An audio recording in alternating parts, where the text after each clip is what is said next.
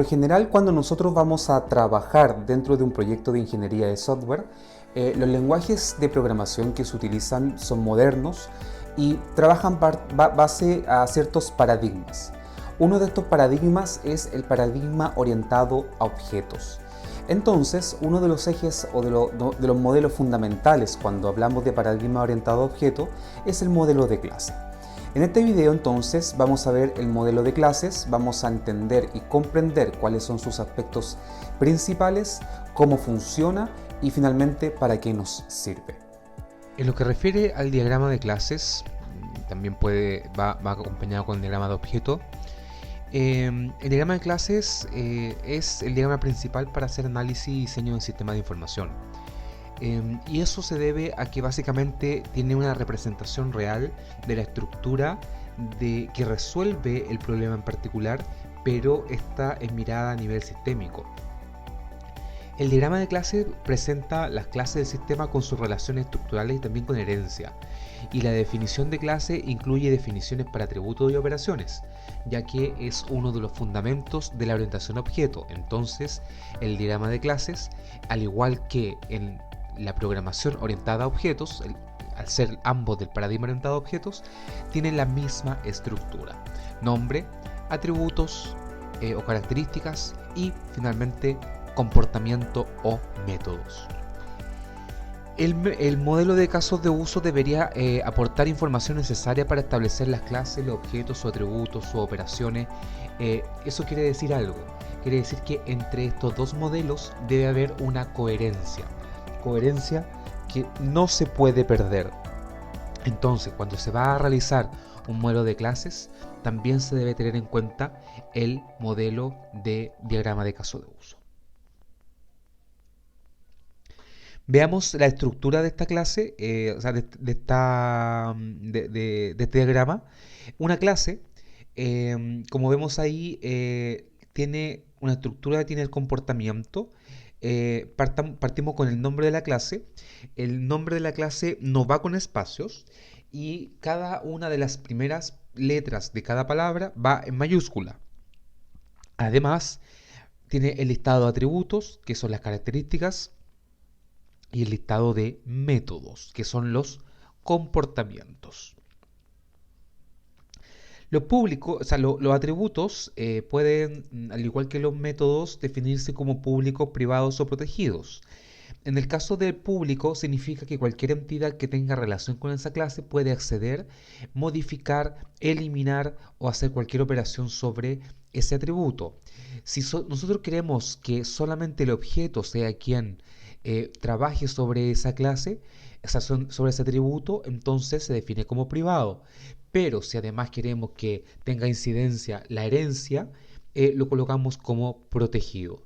A incidencia nos referimos a que, por ejemplo, una clase padre pueda modificar el atributo de su clase hija en la herencia de clases. Ahí tenemos el ejemplo de la clase profesor. Después tenemos el atributo público de tipo char, que es letras. Tenemos un atributo protegido llamado edad, que es de tipo entero. Y tenemos un atributo llamado sueldo, que es privado, de tipo doble, o sea, de número real. Los métodos es básicamente el comportamiento que tiene el método, la clase, y al igual que con los atributos, puede ser público, privado o protegido. Y ahí tenemos, por ejemplo, de que evaluar no recibe parámetros, por donde tienen los corchetes vacíos, es de tipo público y lo que devuelve es un valor decimal. Preparar clase no devuelve valor, tampoco recibe parámetros y es de tipo protegido. En cambio, eximir es privado, tampoco recibe parámetros y devuelve un valor booleano. Recordar de que los métodos deben mirarse como funcionalidades, las cuales yo puedo invocar igual que en matemática. Cuando hacemos f de x, acá estamos diciendo evaluar d, en este caso no tiene parámetro. Las relaciones que tenemos entre las clases pueden ser de asociación, agregación y dependencia. Entonces la primera que vamos a ver, las primeras dos, que son las relaciones entre clases de asociación y agregación. En el caso de la asociación, una asociación es una conexión bidireccional entre clases. Y además, una asociación se representa como una línea que conecta las clases relacionadas. En el caso de la agregación, una agregación es una relación más fuerte entre el todo y las partes que lo componen, y una agregación se representa como una línea que conecta las clases relacionadas con el rombo junto con la clase que lo representa el todo. Y en el caso de la dependencia, una relación de dependencia es una relación más débil, la que hay entre un cliente, por ejemplo, y un proveedor cuando el cliente no tiene conocimiento semántico del proveedor. Una dependencia se representa como una línea punteada que apunta del cliente al proveedor. Ahí tenemos un ejemplo de la asociación. Estamos diciendo que la clase departamento, ahí ojo con eso, porque la clase departamento no le pusimos ni atributo ni método, pero solo porque queremos centrarnos en, eh, en esto que tenemos acá. Entonces estamos diciendo, un, profe un profesor, lo puedo leer bidireccionalmente porque no tiene flecha, entonces se supone que aquí puedo ir de ida y de vuelta. Profesor es director de cero o un departamento. Eso que tenemos ahí que acabo de marcar es la cardinalidad. Y lo que está marcado en rojo son los roles. Un departamento es dirigido por un solo profesor. Y esta es la relación entre las clases.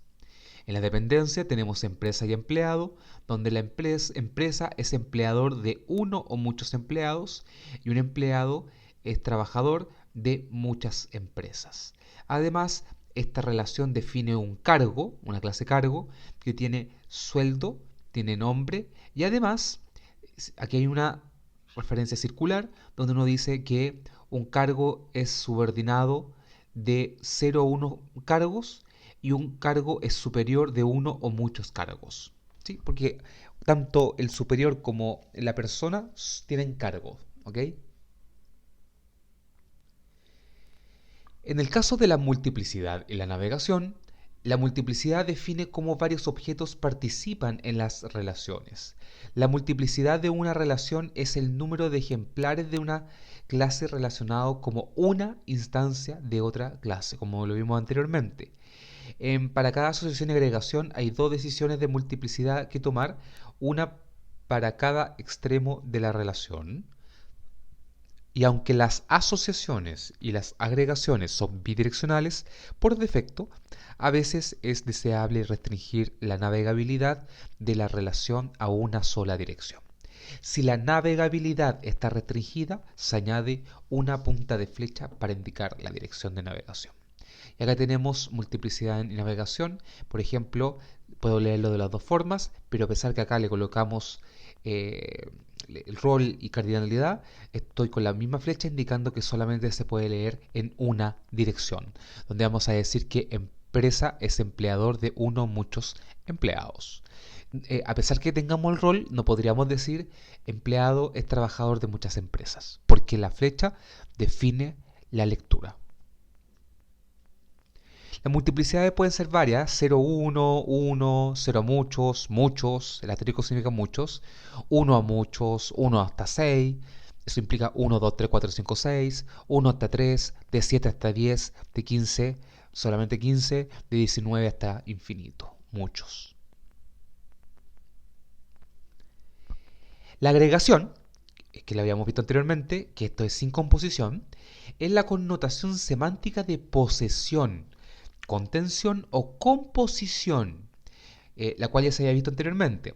Ahora, he usado un modelo de clase para mostrar cómo los elementos más complejos se construyen desde una colección de simples elementos.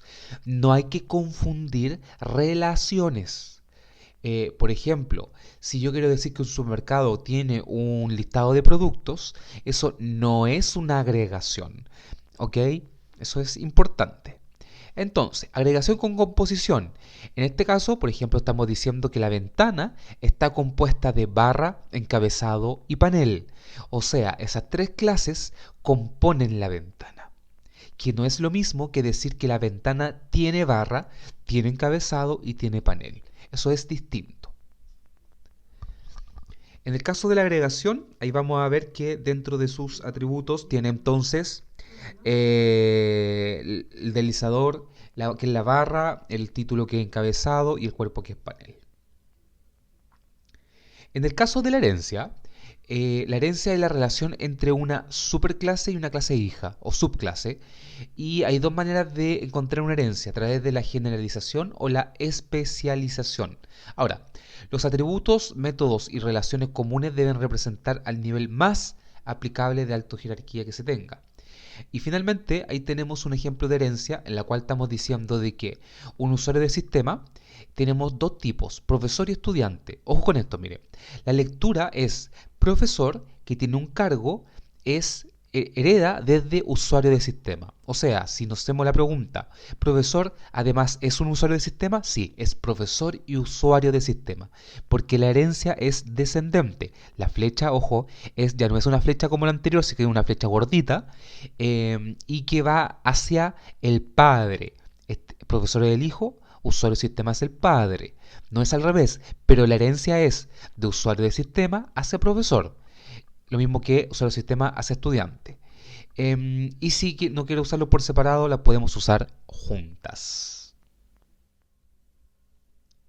Entonces, ahora vamos, igual que en el caso de los diagramas de caso de uso, ir a nuestro entorno de modelamiento, StarUML, en la cual para hacer un diagrama de clases presionamos encima, agregar diagrama de clases, y ahí se nos agregó un diagrama de clases y acá aparecen los componentes. Por ejemplo, vamos a insertar una clase, le colocamos el nombre de la clase, por ejemplo, persona, y luego tenemos la oportunidad acá en la parte inferior de agregar lo que son los métodos y los atributos, así como también acomodar el tamaño que va a finalmente tener nuestra clase.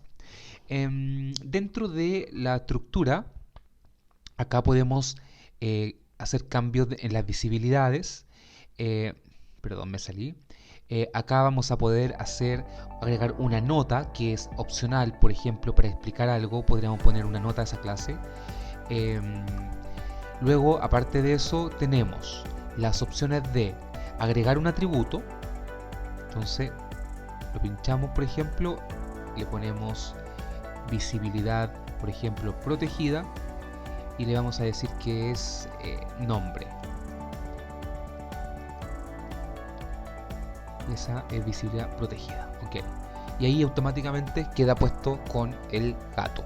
No colocarlo usted a mano, sino que darle la visibilidad. En la configuración podemos darle ahí los métodos. Acá podemos hacer lo que son el parámetro preagregado directamente. Y aquí podemos empezar a agregarle subclase, podemos agregarle interfase, podemos agregarle asociación, todos los componentes que acabamos de ver, ¿ok? Así que ahí la invitación es a que pruebe y haga su primer diagrama de clases. En este video entonces acabamos de apreciar aquellos elementos que forman parte esencial del modelo de clases, comprendimos lo que es una clase, cómo se relaciona, las cardinalidades, su estructura. La invitación siempre es a 1. Desarrollar sus propios modelos de clases pensando en cualquier problema de la realidad, y 2. Que estos modelos sean construidos primero en papel como borrador, pero luego en una herramienta de software hecha para hacer este tipo de actividades, como por ejemplo StarUML o cualquier otra gratuita que a ustedes les sirva para poder practicar estas herramientas, estos modelos que son tan utilizados en el mercado.